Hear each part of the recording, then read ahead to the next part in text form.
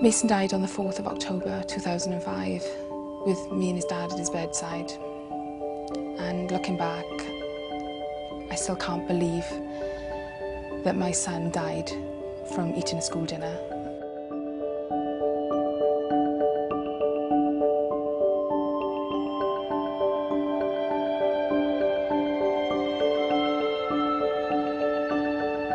The threat of E. coli is one of the major threats in this industry because of the high risk of fatality involved with it.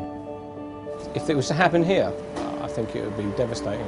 Absolutely, you'd lose all trust from people. I couldn't really see how you could carry on, to be honest. How scary, I can't put it into words for you. It would be devastating. If it's proven that that source of contamination has come from you, you've got no second chance. If a case is proven against you, that's it, it's doors shut. But what's happened recently is that studies have shown that more and more cattle are shedding this particular bacteria, and therefore there's a higher prevalence on raw meat. So increasingly we've got to ensure that we keep raw foods and ready-to-eat foods completely separate.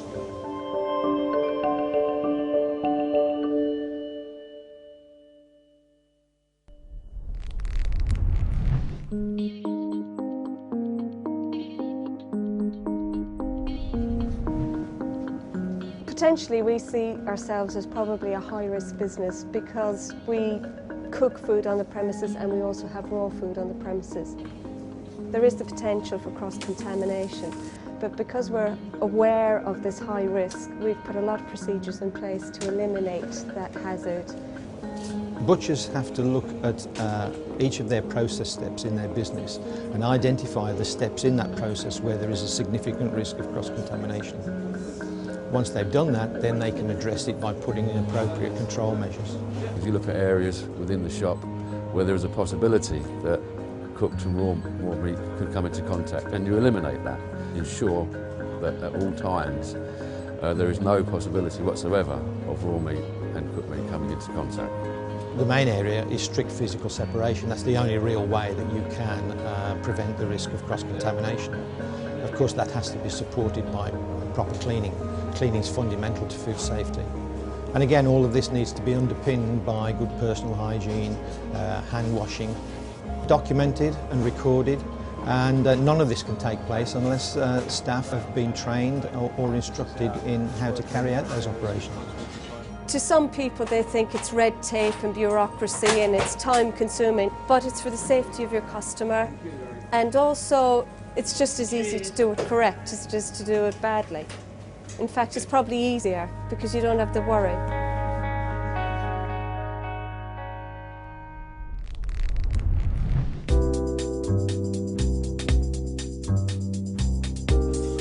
Alongside the raw meat that we sell in the shop, we also do quite a large selection of cooked products, hams, pies, etc. And we have to be particularly careful with that part of the business because there is a risk of cross-contamination between the two. So we have processes in place that completely separate them. And what we do here in this shop is to put up a physical barrier. There's various ways of doing this, but how we achieve it is, for example, we've got separate refrigeration. We also have separate storage areas. For our cooked products, we have a separate delicatessen fridge, which contains anything that is potentially ready to eat, ready for the customer to take home and serve, that's not going to be recooked. If you've only got one fridge, you designate areas that are just for cooked meat and not for raw, anywhere near, so they can't cross-contaminate. Only cooked food can go on those shelves and in those areas, so that keeps it well away from raw. All of the raw meat is packed in plastic trays and wrapped with cling film. All of our cooked meats, pies, hams, they are wrapped in paper bags with a little bit of duplex paper, which is kept in a separate place in the shop, which we only use for cooked products. We have a designated work area for cooked meats, and this is the area where only cooked food is handled here, nowhere else. And when you're moving from serving raw food to cooked, you wash your hands in antibacterial soap and make sure that's done properly, and dry your hands, so that when you can move into the cooked area, you're not going to contaminate one to the other.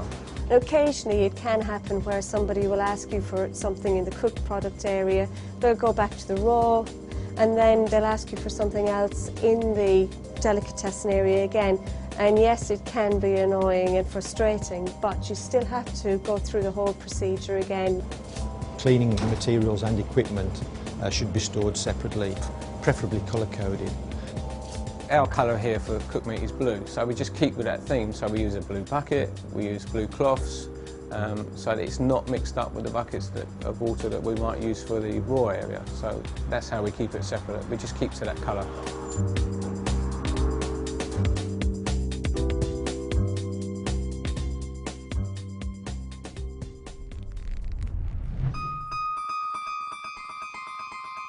Complex machinery like vacuum packers, used for both raw and ready-to-eat foods, pose a significant threat to food poisoning, particularly from E. coli.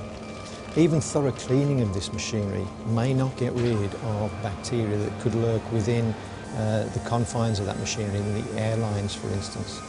So separate equipment would always be the way to go. If you're engaged in the packing of ready-to-eat foods and raw foods, then you really do need separate machinery.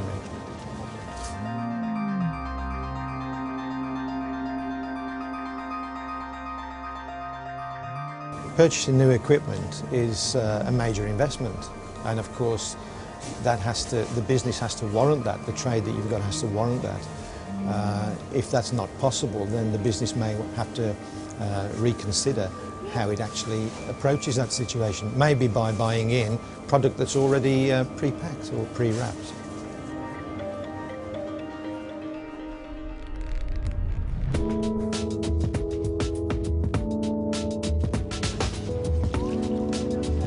All butchers would tell you that cleaning is just part of your day, and without cleaning as you go along anyway, it's just chaotic.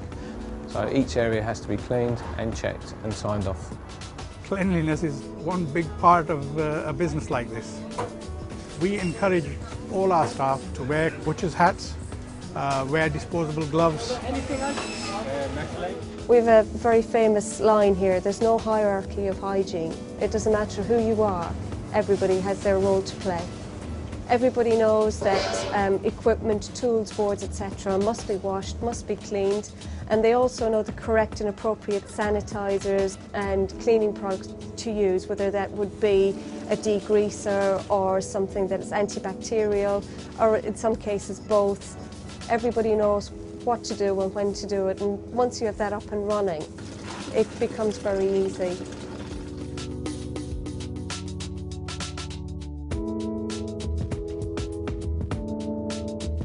If you've been serving raw meat that is ready for cooking and then need to serve something that is cooked ready to eat, that is the biggest and highest danger, and that is where hand washing and personal hygiene comes into the fore. The problem is you could have dirty hands or could have blood on them. If you touch cooked meat with blood on your hands, you instantly contaminate it, so you put up the barrier, and the barrier is hand washing, thoroughly hand washing, and using gloves. So at all times it's a physical barrier, you must look at it like that. We have a strict policy for hand washing in this shop, and everybody sticks to that. The contamination from taps is quite a tricky one, so we've installed an infrared system where you just wave your hand in front of the infrared eye and the hot water comes through, you wash your hands and you just wave your hand again, so you're not touching any taps, so that eradicates that problem of the contamination from taps. If you don't have infrared taps, it's important that after you've washed your hands, you use a paper towel to dry it with, and you turn the tap off with the towel.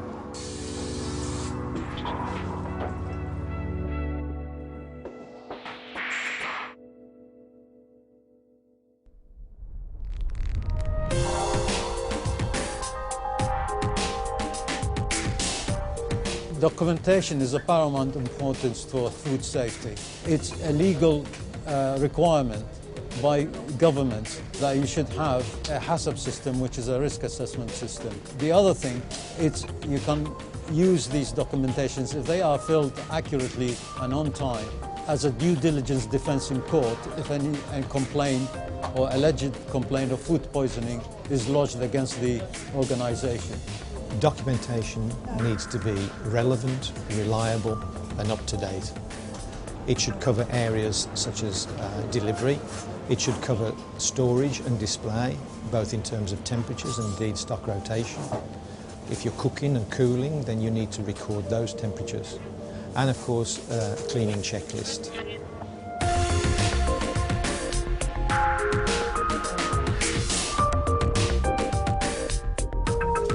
To fill out a hazard sheet is very, very simple.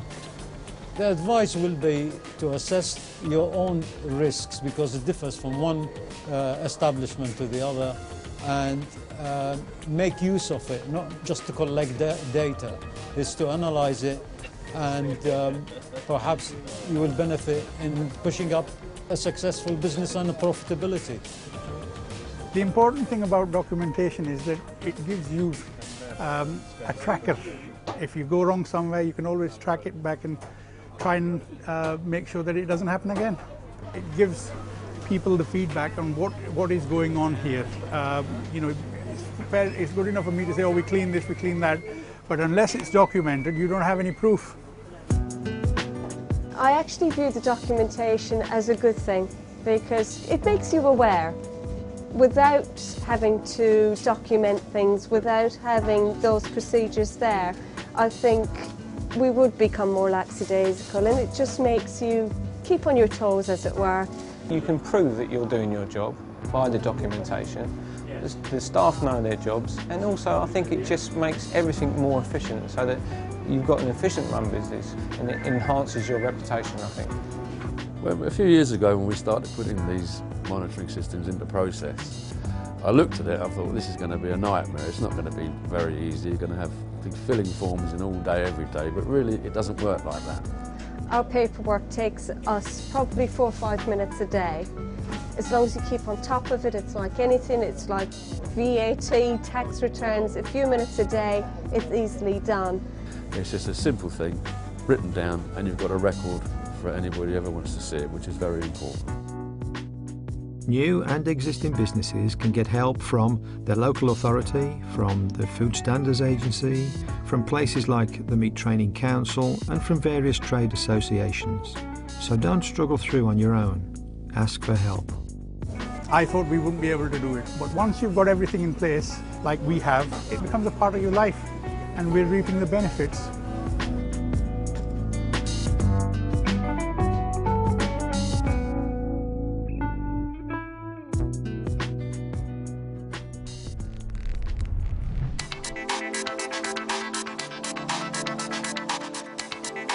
Training is of paramount importance to any business, especially the hygiene side of things, because without that things can go awfully wrong awfully quickly. You can have all the procedures in place. If your staff aren't trained to follow those procedures, the issue is not going to be solved. Every member of staff has been on a basic food hygiene course, which I think is very, very important, just to make people aware of risks in shops. For example, cross-contamination, it will teach you, it will tell you about it and what the risks are, and again, how to identify them. And not only do they need a basic knowledge, but they need knowledge of your business. It's important that each member of staff understands the areas in your own business that need their attention. Numbers for each of the fridges. Stand around here, come on, all of you. Training is an ongoing thing. You know, you cannot leave it alone. You have to keep reminding people, and any new staff coming in, you have to carry out the same training again and again. Just to remind people of those responsibilities, we put little signs up. So we've got signs that say, don't forget to wash your hands, this is a cooked meat area only, shut the fridge door, you know, those sort of things. It's just a physical reminder so that it's in their mind all the time.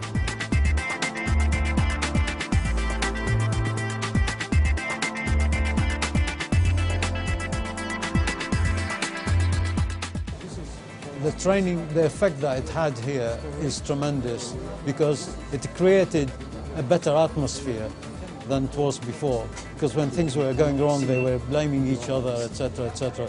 That has really stopped now. And this has created a very nice environment to work in, and it's giving the customer confidence that they're looking at clean staff and hygienic practices throughout the establishment.